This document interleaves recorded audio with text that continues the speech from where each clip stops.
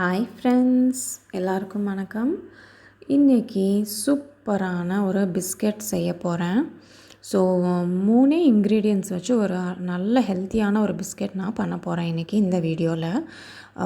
மைதா இல்லாமல், baking powder இல்லாமல், sugar கூட இல்லாமல் ரொம்ப ஹெல்த்தியான இன்க்ரீடியன்ட்ஸாக வச்சு மட்டுமே ஒரு பிஸ்கெட் நான் பண்ண போகிறேன். வாங்க வீடியோக்குள்ளே போகலாம். ஸோ இதற்கு தேவையான பொருட்கள்: 1 கப்பு கோதுமை மாவு, அரை கப்பு ஜாகரி பவுடர், 1/4 கப்பு நெய்.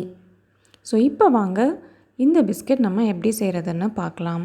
ஸோ இப்போது ஒரு பவுலில் கோதுமை மாவு நல்லா ஜலிச்சு ஒரு பவுலில் எடுத்துக்கோங்க.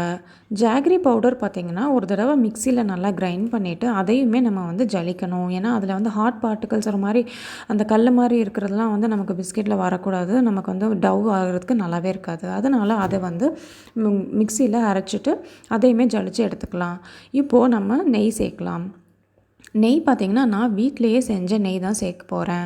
ஸோ நெய் எப்படி வீட்டிலையே செய்கிறதுங்கிற ரெசிபி நம்ம சேனல்லே இருக்குது. அந்த லிங்க்கை நான் டிஸ்கிரிப்ஷன் பாக்ஸில் கொடுக்குறேன், கண்டிப்பாக பாருங்கள். ஸோ இப்போது இந்த 3 இன்க்ரீடியன்ட்ஸ் வச்சு சூப்பராக ஒரு பிஸ்கெட் நான் செய்ய போகிறேன். ஸோ இது 3மே நல்லா மிக்ஸ் பண்ணிவிட்டு ஒரு ஒரு சப்பாத்தி டவ் மாதிரி ரொம்ப சாஃப்டெல்லாம் பண்ண தேவையில்ல, ஓரளவு மீடியம் சாஃப்ட்னஸ் இருந்தால் போதும். ஸோ அந்த அளவுக்கு அந்த டவ் நம்ம ரெடி பண்ணிக்கலாம். ஸோ நமக்கு நெய் பத்தாமல் கொஞ்சம் மாதிரி பவுடராகவே இருந்துச்சுன்னா கொஞ்சமாக தண்ணி ஆட் பண்ணிக்கோங்க. நிறைய ஊற்றிடாதீங்க. தேவையான அளவு மட்டுமே தண்ணி ஆட் பண்ணி ஒரு டவ் நம்ம ரெடி பண்ணி வச்சுக்கலாம். ஸோ இப்போது நான் இன்றைக்கி ஓடிஜியில் தான் பண்ண போகிறேன், ஓவனில் பண்ண போகிறேன். பட் நீங்கள் ஓவன் இல்லாதவங்க நம்ம அடுப்புலேயே நம்ம ஸ்டவ்வில் வச்சு கூட பண்ணலாம், இண்டக்ஷன் ஸ்டவ்வில் கூட பண்ணலாம்.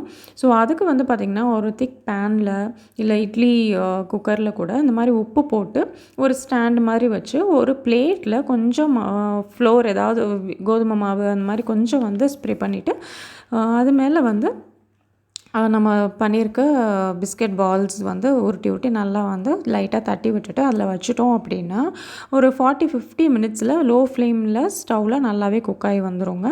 நல்லா கிறிஸ்பியாகவும் வரும். ஸோ இப்போது நான் ஓடிஜியில் பண்ண போகிறேன்.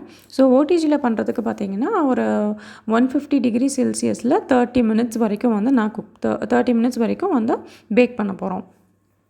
ஸோ ஆஃப்டர் 30 மினிட்ஸ் பேக் ஆனதுக்கப்புறம் பார்த்திங்கன்னா சூப்பராக நெய் சேர்த்துருக்கனால நல்லா சூப்பராக வாசனை வரும்.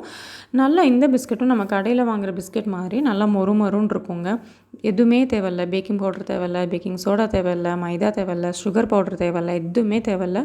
ரொம்ப ஹெல்த்தியாக கோதுமை, ஜாகரி, நெய் இந்த 3மே மட்டுமே வச்சு ரொம்ப ஈஸியாக செய்யலாங்க. நீங்கள் கடையில் வாங்கவே வேண்டாம், நீங்களே வீட்டில் 1 மணி நேரத்தில் இந்த பிஸ்கெட்டை ரெடி பண்ணிடலாம்.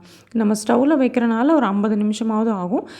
நம்ம ஓவனில் இருக்குன்னா ஓவனில் வச்சிங்கன்னா ½ அன் ஹவரில் பிஸ்கெட் ரெடி ஆயிருங்க. நீங்களும் இந்த ரெசிபியை கண்டிப்பாக ட்ரை பண்ணுங்கள், குழந்தைங்களுக்கு ரொம்பவே பிடிக்கும். இந்த வீடியோ இவ்வளோ நேரம் பார்த்ததுக்கு ரொம்பவே நன்றி.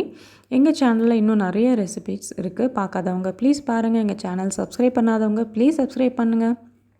தேங்க்யூ ஃப்ரெண்ட்ஸ், பாய்.